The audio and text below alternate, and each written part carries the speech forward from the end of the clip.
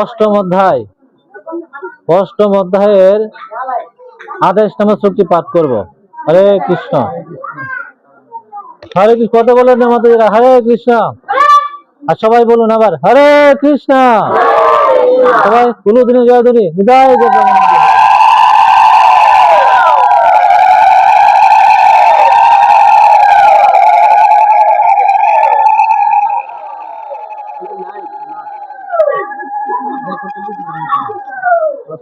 সকলে মন দিয়ে শুনবেন। হরে কৃষ্ণ।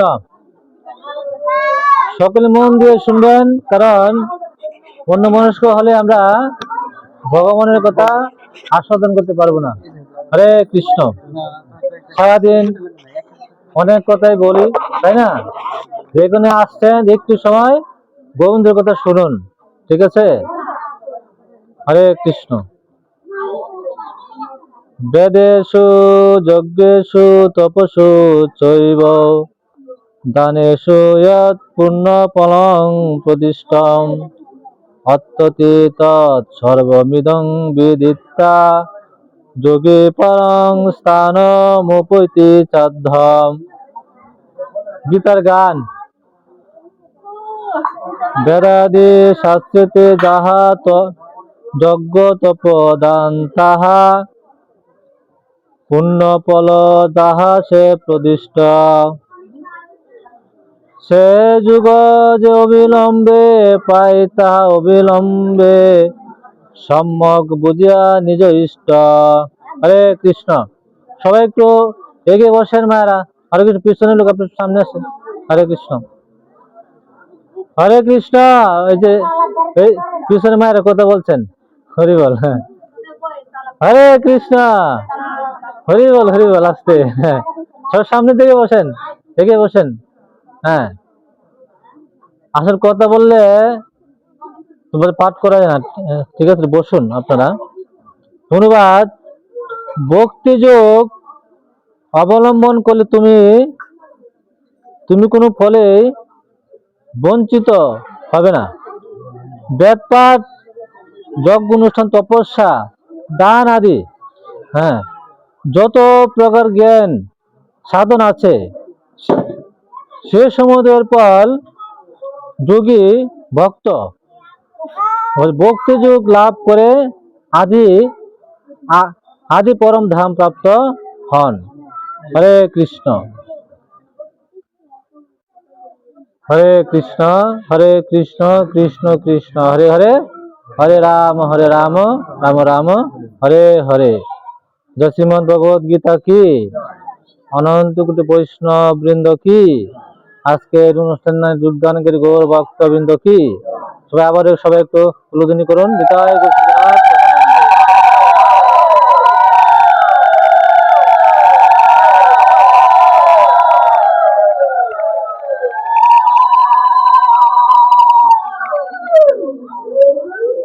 হরে কৃষ্ণ।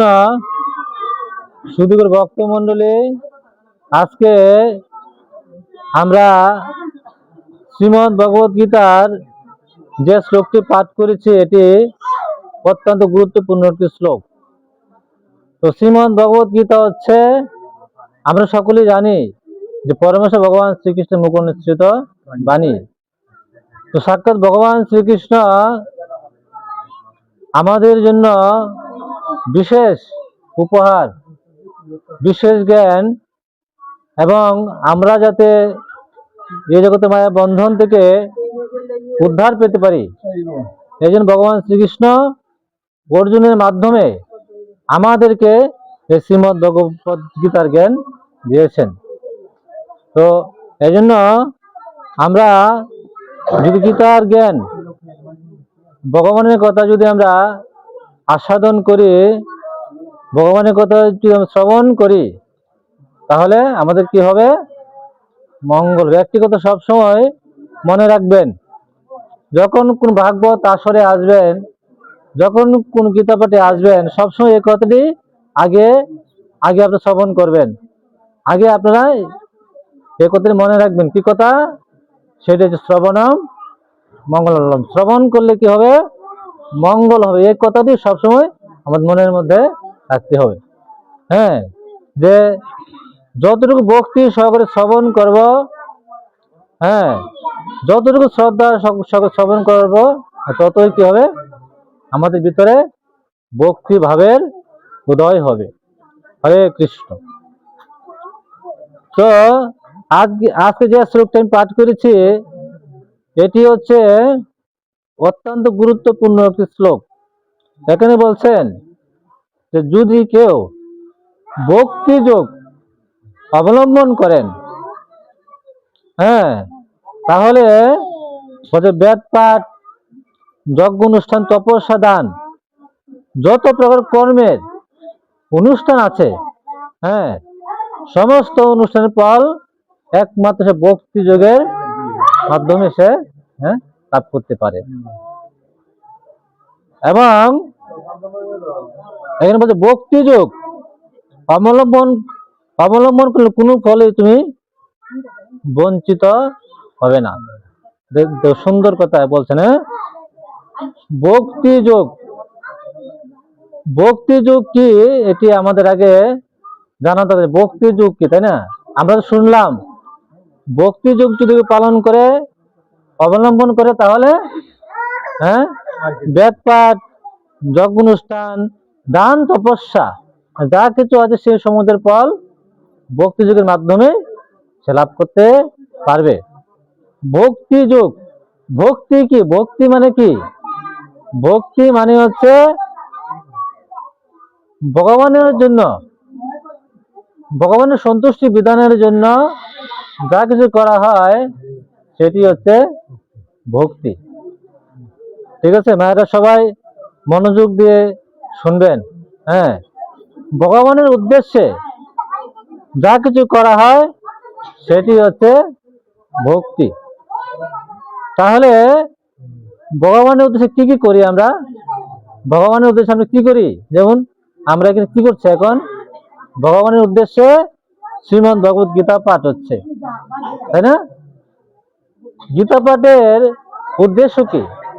উদ্দেশ্য হচ্ছে সকলে গীতা পাঠ শ্রবণ করে আমরা কি করব, আমাদের জীবনকে সন্তুষ্ট করব এবং ভগবানকে সন্তুষ্ট করব।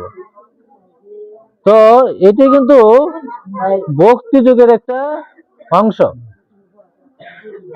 যেমন মায়েরা সকালে ঘুম থেকে উঠে, সকালবেলা ভোরে ঘুম থেকে উঠতেন, উঠে কি করেন, দাদার সঙ্গে তিলক অঙ্কন করি, তাই না?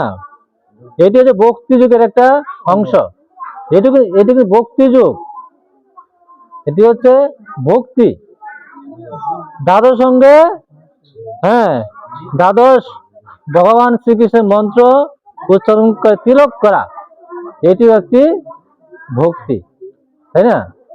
আসলে দেখুন আমাদের মধ্যে ভক্তি আছে কিনা এটা নিজেটা আমি বুঝতে পারবো যে আমার ভিতরে আসলে ভক্তি আছে কিনা, তাই না? বলছে ঘুম থেকে উঠে প্রথম যে কাজটি হচ্ছে সেটি হচ্ছে স্নান আদি সে দাদুর সঙ্গে তিলক অঙ্কন করা।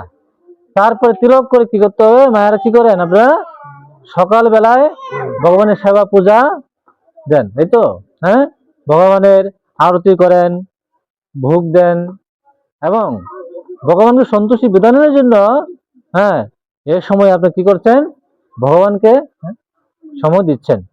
তাহলে এই যে সকালে উঠলেন, ভগবানের ভোগ দিচ্ছেন, আরতি করছেন, এটি কি? এটি হচ্ছে ভক্তি। এটি হচ্ছে ভগবানের প্রতি ভক্তি। কারো যদি ভক্তি না থাকে তাহলে সে ভোরবেলা ঘুম থেকে উঠবে না।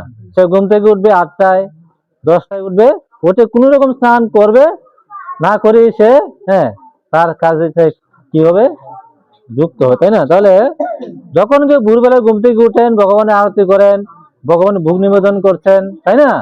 এটি হচ্ছে ভক্তির একটা অঙ্গ, মানে এটি হচ্ছে ভক্তি। তারপরে যেমন ধরুন এটি কি মাস মায়েরা, এটি কি মাস? এটি হচ্ছে পুরুষোত্তম মাস, তাই না? এই যে মাসে আমি দেখি অনেক ভোরবেলা ঘুম থেকে উঠে কি করেন, আপনারা অনেকে নগর কীর্তন করছেন, তাই না? জীব উদ্ধারের জন্য শ্রী চৈতন্য মহাপ্রভু কি বলছেন, বলছেন প্রতি ঘরে ঘরে গিয়ে করো ভিক্ষা, বলো কৃষ্ণ বলো কৃষ্ণ করো কৃষ্ণ শিক্ষা। যে আমার নাম আমার বাড়ির প্রত্যেকটি ঘরে ঘরে গিয়ে তুমি বিলিয়ে দাও। এই যে আপনি সকালবেলায় উঠে যে আপনি নগর কীর্তন করছেন, কীর্তন করছেন, মানুষের কীর্তন শ্রবণ করাচ্ছেন, তাহলে এটি কি? এটি হচ্ছে ভগবানের প্রতি একটা ভক্তি। কারণ ভগবানের যে আদেশ কিন্তু আপনি পালন করছেন। ভগবান যদি বলছেন তাহলে যে প্রত্যেকটি জীবের ধারে ধারে গিয়ে এই নাম বিলিয়ে দিতে হবে। তাই আপনারা ভোরবেলা ঘুম থেকে উঠে ভগবানের নাম যে বিলিয়ে দিচ্ছেন জীবের ধারে ধারে, এটি কি? এটি ভক্তি, তাই না? এটা ভক্তির একটি অঙ্গ। তারপর আপনারা কি করছেন? ভগবানের জন্য যা রান্না করছেন, ভগবানের রান্না করেন না আপনারা? অনেকে মায়েরা এই মাসে অনেকেই রান্না করেন, পুরুষোত্তম মাসে, তাই না? রান্না করে কি করেন? হ্যাঁ, ভগবানের জন্য যে আপনি রান্না করছেন, তো রান্নাটা কি? হ্যাঁ, এটিও কিন্তু ভক্তি। দেখুন, আমরা শুধু ভক্তির সঙ্গে আমরা অনেকে বুঝি না, তাই না? আমরা মনে করি ভগবানকে আমরা একটু প্রণাম করলাম, এটি মনে হয় ভক্তি। ঠিক না? আমাদের কিন্তু ভুল ধারণা আছে। হ্যাঁ, ভগবানের জন্য যারা যারা আপনার সুন্দরভাবে রান্না করছেন, বিভিন্ন আইটেম রান্না করছেন, এই আপনারা যে সুন্দরভাবে রান্না করছেন, এটিও হচ্ছে একটি ভগবানের প্রতি ভক্তি, তাই না? ভগবানের জন্য রান্না করছেন, রান্না কাকে ভোগ দিবেন? গোবিন্দকে আপনারা ভোগ দিবেন, তাহলে এটি